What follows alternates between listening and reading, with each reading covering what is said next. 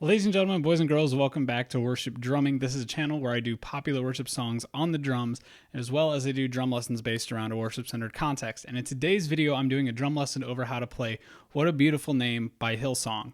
So this song, kind of complex in some ways, but really the whole main theme that you're going to hear me talk about through this lesson is to kind of do what works for you and be creative, especially whenever you don't have all the tools and everything you need.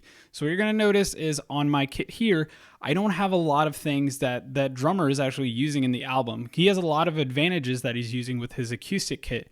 While my kit looks acoustic, it's actually electronic. So unfortunately, with Easy Drummer 2, as far as I know, I can't throw the snare wires off like the drummer does for the first half of this song. I don't really have rim click stuff because I don't have anything to trigger the rim click. So I'm going to be really showing you how you can get by with things that you necessarily don't have. As my mother-in-law would say, you just got to make do with it. So that's pretty much going to be a big theme of this lesson, but I'm still going to be holding as true to the album as I possibly can. Thank you everyone who suggested this song, and so I really hope that this helps you guys out. Let's go ahead and move the camera and get into this video.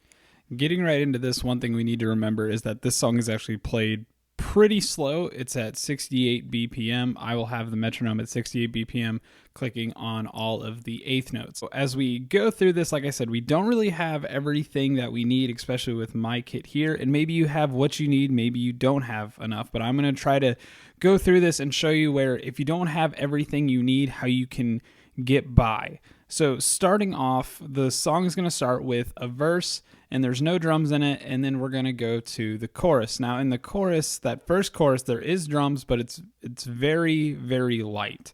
So all it is just keeping quarter notes on the body of your ride cymbal, just helping keep time with the rest of the music. It's nothing real complicated. I'll go ahead and show you what it's going to sound like real quick.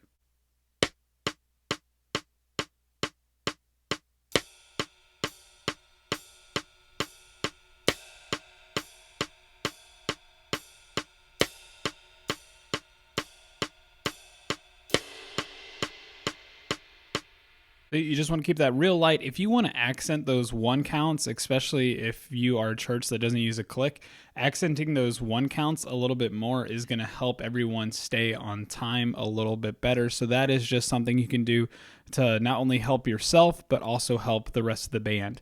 Now, this is where the song gets a little more complicated, is whenever we go into this second verse. Now, the second verse, you can swell into it if you want. There's a little cymbal swell into it.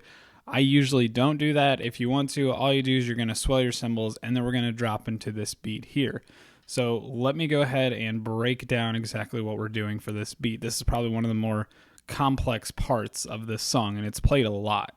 How I'm going to be doing it is I'm going to keep time on my floor tom playing eighth notes, and I'm talking real light hits here. I'm just going 1 and 2 and 3 and 4 and just keeping real light eighth notes.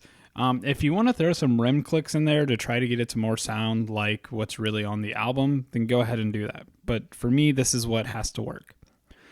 Now let's talk about where all of the accents are going to land. On beat 1, we have the kick drum, and that's the only time the foot is going to play, is during this verse. We're just going to always hit the kick drum on 1 like we always do. So far we have this. 1 and 2 and 3 and 4 and... Now let's talk about where the accents are landing with the left hand, and this is what really makes this beat come alive. With your left hand, you're going to hit the rack tom on the and of 1, and that's going to be our first accent. So we have 1 and, and then on the E of 2, we have an accent that is also falling on the rack tom. So now we have this, 1 and 2 E and, 1 and 2 E and then on beat 3, the E of 3, we have a floor tom hit with the left hand. So we're taking our left hand off that rack tom after the E of 2, and we're going to hit the E of 3 on the floor tom. So this is what it sounds like. 1 and 2 E and 3 E and 1 and 2 E and 3 E and. Next, we have something weird. We're going to break that right hand pattern a little bit, and we're going to play a triple stroke. So on the of 3, we need to throw an accent in with the floor tom, and we're doing it with our right hand because on beat 4 we're going to have the snare drum with our left hand. So it's weird for our left hand to try to hit here real quick then jump over. So that's why we're doing it with our left hand. So beat 3 would be like this: 3 E and a 4. So we got that E of 3 in there with the left hand, and then our right hand is just playing 3 notes in a row to get that in there. So 3 E and a 4. If we play that with the beat, we now have this: 1 and 2 E and 3 E and a 4. So that 4, you're hitting that snare drum there with your left hand. 1 and 2 E and 3 E and a 4. And then lastly, you play the and the of 4 on the floor tom with your right hand. So it's just a quick 4 and that helps you loop back around to the 1. 1 and 2 E and 3 E and a 4 and a 1 and 2 E and 3 E and a 4 and a 1. Now if you want, I know that sometimes they throw some cymbal swells in there as they loop back around to 1. You can do that. I don't really prefer to do that, so I don't do that all the time. You can hit a ride cymbal on 1 to help keep time and once again really accent that 1 count so everyone knows exactly where it's at. I'm going to go ahead and play this with the metronome, and then we'll talk about this chorus coming up.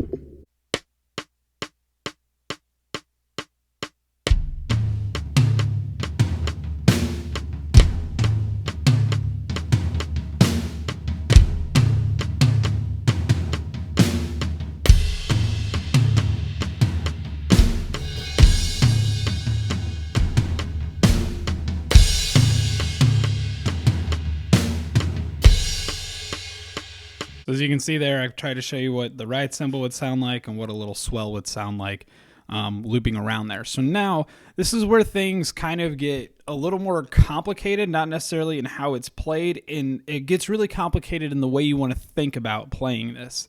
So on the album, if you'll notice that the drummer pretty much is playing what we just did, he kind of just carries that out through this next chorus, which is kind of like our first big chorus. It's not super big, but it's like the first chorus where the whole band is in.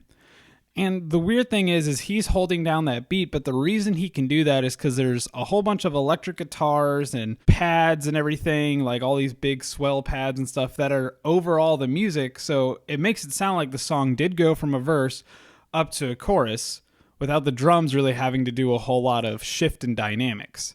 So as a drummer that goes to a church where there isn't all of this stuff, where there's not a million electric guitar players and a million backing tracks in the back that help everything change and shift, you're probably going to want to switch what you're doing here. I would usually do to kind of hold true to the album is I would play the same beat we just did, except I'd move my right hand up here to the ride cymbal and still try to just keep all those accents with my left hand.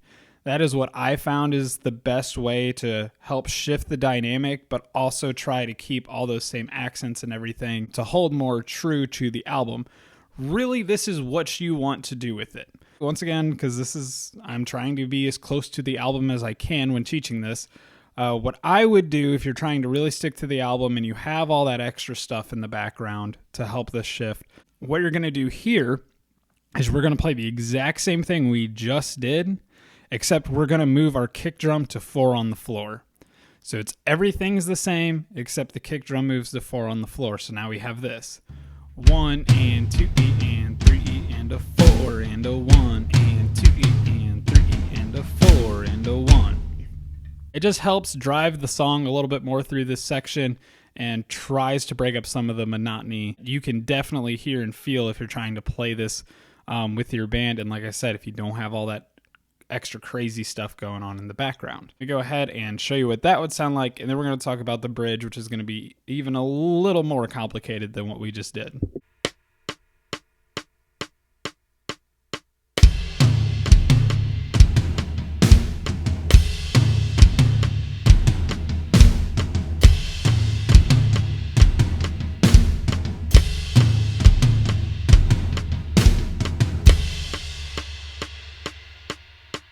So before the bridge, we have a lot of downtime, and during this time, you just play some stuff on the cymbals, like it's mainly just the ride cymbal. You can help keep time, or you don't even have to play anything at all if you have enough stuff. kind of holding the rhythm and keeping everything together. But if you don't play with a click track, it is great to maybe keep some quarter notes to help keep everyone in time and keep everything nice and together. So whenever we get to this bridge, the whole main idea of this bridge is that we're going to throw in some powerful drums here with lots of toms, and then add some energy with the cymbals, and eventually just keep building up, and then take off in this giant chorus that's nice, big, and open. That's the whole goal. So you don't have to play exactly what I'm going to tell you to play here, because what I'm going to tell you to play is going to sound a lot like what we've already been playing. Because once again, the drummer on this album has a lot of stuff helping him out, be able to change and transition parts so where he can keep a lot of these same accents going, but everything just feels a little bit different because of all the pads and cool guitars and keyboards and everything behind him. As we go through this, remember, if you got a cool tom groove that sounds awesome here, go ahead and use that, so that way things don't sound so boring and the same. But I'm trying to, once again, stick true to the album, so here is the best that I can do to replicate what is going on. The bridge is basically broke up into 4 sections. In each section, we will have a different beat. In each section, we play for 4 bars. So the first section that we're going to play 4 bars of just cymbal swells. And this is going to be from Death Could Not Hold You to Sin and Grave. And all it is 4 bars of cymbal swell. It's 16th notes on the ride and crash cymbal, just counting 1E and a 2E and a 3E and a 4E and a 1. And you're trying to slowly crescendo that, so that way we can hit this big tom groove. Let me show you what the cymbal swells will sound like.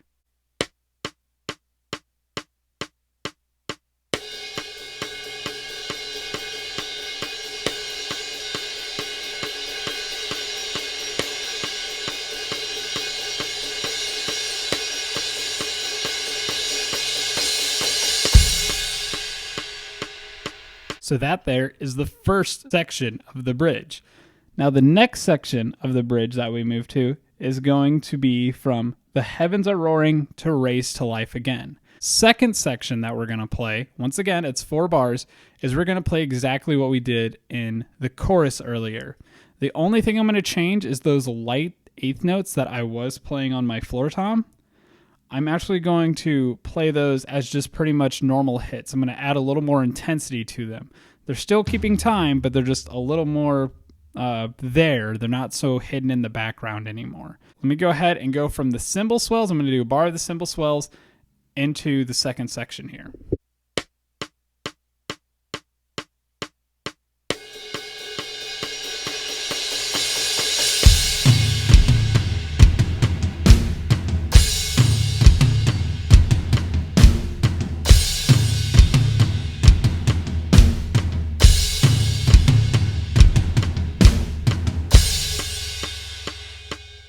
Next, we go to the third section of the bridge, and this is going to be from You Have No Rival to Our God Reigns. What we are doing here is doing exactly what we just did for the second section, except we're going to add a ride cymbal in on beat 4 with the snare drum.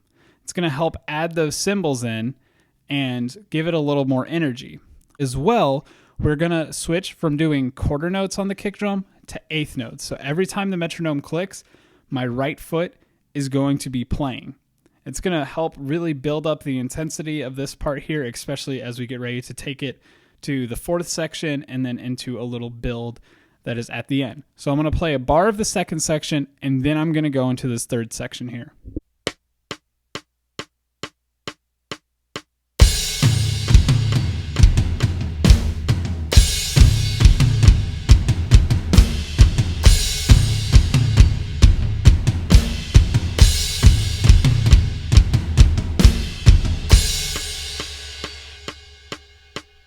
Now, lastly, we have the 4th section. And for the 4th section, we're doing exactly what we did for the 3rd section, except our right hand is going to be hitting the ride cymbal on every quarter note. So this is going to really start requiring some coordination. If you don't get any of these right away, just sit there and keep practicing them over and over, and eventually you will get them. Or like I said, if you want to maybe even take an easier route out and just come up with something that sounds cool and still adds the same energy, then go ahead and do that. This fourth section, same thing as the third. You are just adding in that ride cymbal and all the quarter notes. It's really going to help provide some energy. So I'll play a bar of the third section and then go into the fourth section.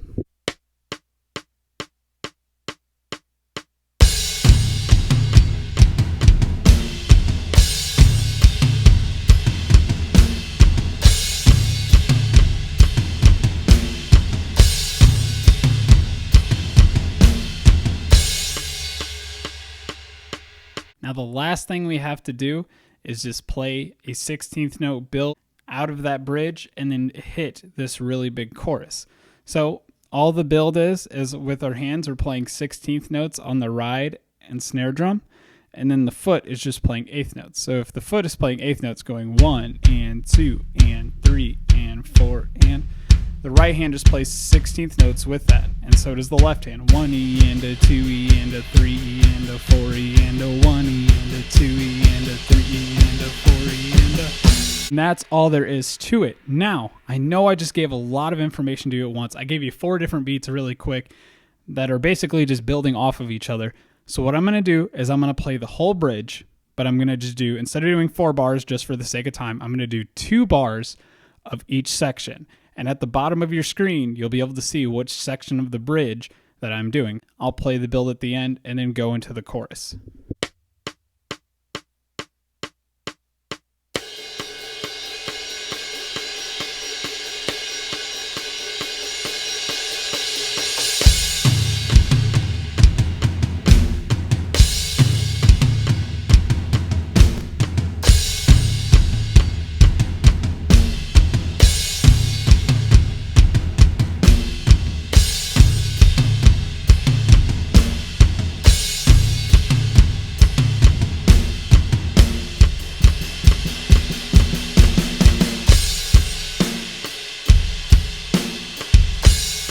Now, this is my favorite part of the song because this is where things just get real big and open. Really, what you're pretty much doing for the rest of the song here is going to be playing this simple, nice, big open groove.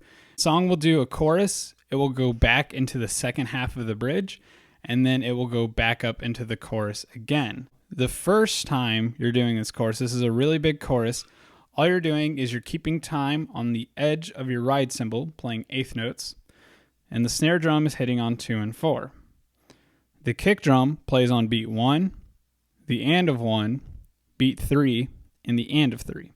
So you have 1 and 2 and 3 and 4 and 1 and 2 and 3 and 4 and you're just keeping it real nice and big. Now you can throw in, I think there's like 30-second note fills in here or something.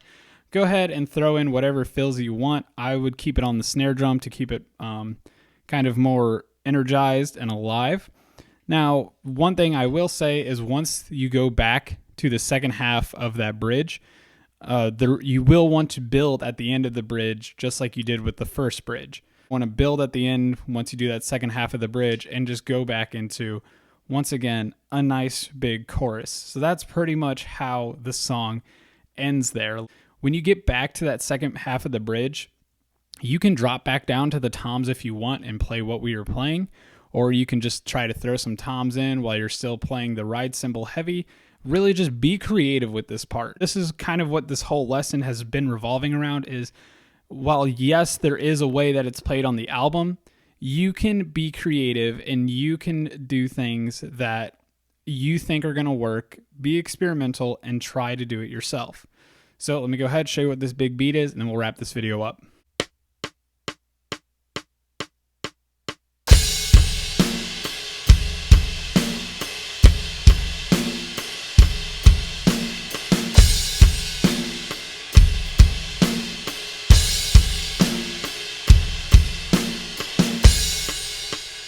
Thank you guys so much for watching this video. I really hope it helped you out. Just remember that you don't always have to play everything the way that it is on the album. You can get close and kind of replicate what they're doing without having to do it exactly.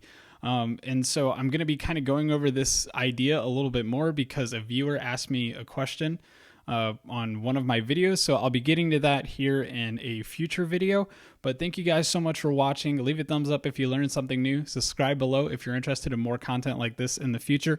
And leave any questions or comments or suggestions you have in the comment section below. And I'll see you guys in the next video.